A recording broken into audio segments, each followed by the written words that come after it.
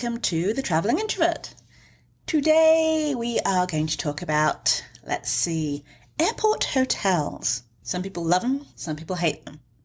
They are sometimes a necessary evil. So one thing that I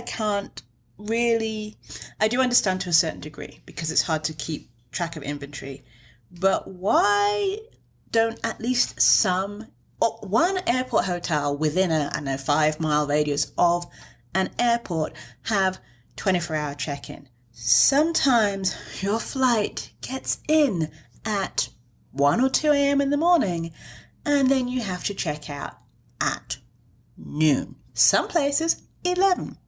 By the time you actually go through immigration, pick up your luggage, get to the airport, if they have a shuttle, which probably goes around every 20 minutes, we're talking about the fact that you might get to the hotel at like 2:30, and maybe your head will hit the bed at 3. Yes, you do get 8 hours sleep, and you're literally just sleeping there. And most airport hotels, because of taxes and laws and regulations, are that's not ridiculously expensive, that's not fair.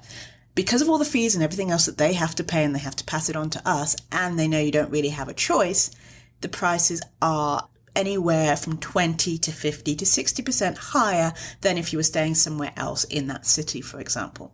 So the fact that you get in and you maybe get to spend 8 hours there, and you're paying whatever the full price might be, actually influences a lot of people not to go and stay at an airport hotel.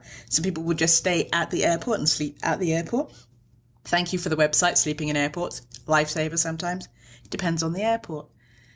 The other thing, and 24-hour access or 24-hour check-in, and so you get to stay for 12 hours from the time that you check in, or 24 hours from the time that you check in, would be awesome. Most people would like that. The other thing with airport hotels, there's a couple places where they have like a very similar or same brand of hotel in the same place with different shuttles that run to it. I know that where was it recently?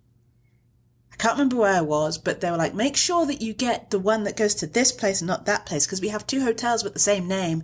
It's just that they're in different, slightly different areas. Very confusing. I think it might have been in Canada. And then the other thing is 24-hour room service, or a 24-hour pantry. Somewhere where if you're coming in from a flight, you're adjusting, you have jet lag, you know what time of day it is, or you need to try and adjust now to the new time zone, or to the time zone that you're going to be flying out to, because sometimes you need to stay at the airport because you have a ridiculously early flight the next morning and transportation's hard or whatever it might be.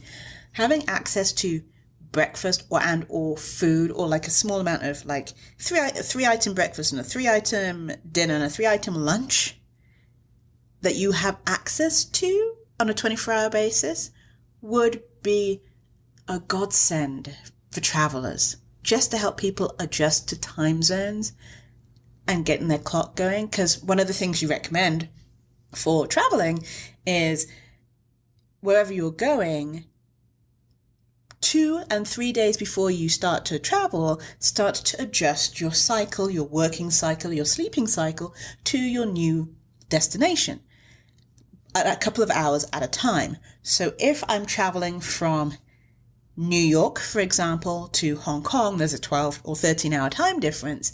So really, a week before, I start going to bed an hour early and waking up an hour. And that's the sort of thing you should do to try and ease your body into the new time zone.